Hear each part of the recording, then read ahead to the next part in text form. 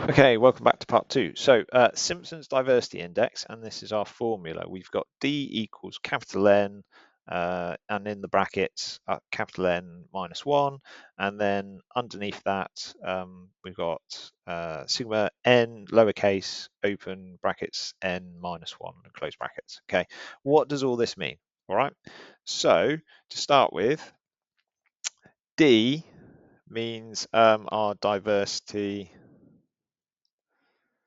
index. And this is one number that we're going to get at the end of this. Okay, so the higher the number is the greater the biodiversity. So if we have two locations, 5, if we have a number of 5 as our, let's do it the right way around. So if D equals 5 and we had another site and D equals 15, then this would be the more biodiverse site. Okay. The next one then is N. So this is the total number of species. Oh, sorry, not species. That's a really key problem actually. It's the total number of organisms of all species. Okay, so don't make that mistake. And then on the lowercase down here, we've got our lowercase n, and this is the total number of organisms of an individual species. And then this funny symbol here, I need a new back, that color there, black, this just means sum of. Okay, so you have to add them all up for this one. All right, what we need then is an example of how to work this out. All right, so change that to a bit smaller. There we go. We go out and we do some sampling, and we have we discover 5 species, and I'm just going to call them species A, B, C, D, and E. So A, B, C, D, E. Okay, 5 different species that we go out and count. We then find that we have we find 5 of this species, 5 individuals of that species, 2 individuals of B, 4 of C, 3 of D, and 4 of E. And these are the number of individuals of each species. So we can label this column N, right? Because if you remember, the N equals the number of individuals or number of individual organisms of a species. Okay.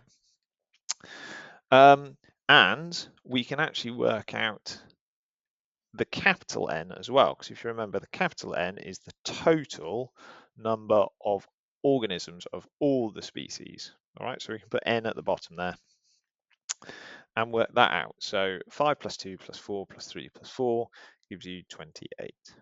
Okay, so N, the capital N equals 28. If you remember with our formula, is we have to look and do n minus 1 for both of these. All right. So the easiest way to do this is to add another column to it next to our lowercase n column. And we label that one n minus 1. So this one, 5 minus 1 equals 4. 2 minus 1 equals 1. 4 minus 1 equals 3. 3 minus 1 equals 2. 4 minus 1 equals 3. Okay. And then what we can do is we can add a third column at the end of this. All right, because what we need to do to work out this lower part of our equation is lowercase n divided by n minus 1, multiplied by n minus 1. So we can do that here. We can write it at the top, n multiplied by n minus 1. And this is simple. So it's 5 from our first column and 4 from our second column. That gives us 20. And we can do that again. 2 multiplied by 1 equals 2. Nice and simple. 4 multiplied by 3 gives you 12. 3 multiplied by 2 equals 6. And 4 multiplied by 3 gives you 12 again. All right. Not quite there yet, still got to do a bit more, because what we can see here is we have this sum of symbol here. So we need to work out the sum of this. All right, so we can write that down here. Sum of n minus 1 equals, and add these up, 20 plus 2 plus 12 plus 6 plus 12 gives you 52. All right. So we've now worked out, by adding those two columns, this bottom half of our equation. Now what we need to do is work out this top half of the equation. So we have n, so that's nice and easy. Here's our n. So we've got that bit there. We now need to work out this bit here, and the easiest way to do that is just do it next to it.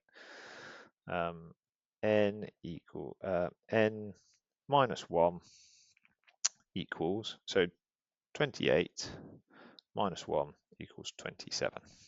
Okay, and that is the green part of our equation.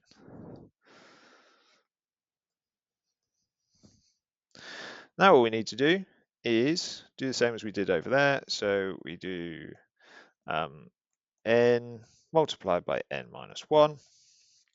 So n becomes 28. The minus 1 becomes 27. 28 times 27 equals 756. Okay, we then need to substitute into the bottom part of our graph, so this part here, which is this figure here, so 52. So D, our diversity index, equals 756 divided by 52, which gives us 14.5 to the nearest 1 decimal place. Okay, and that is how you can work out Simpson's diversity index, and that's what we'll be practicing in class.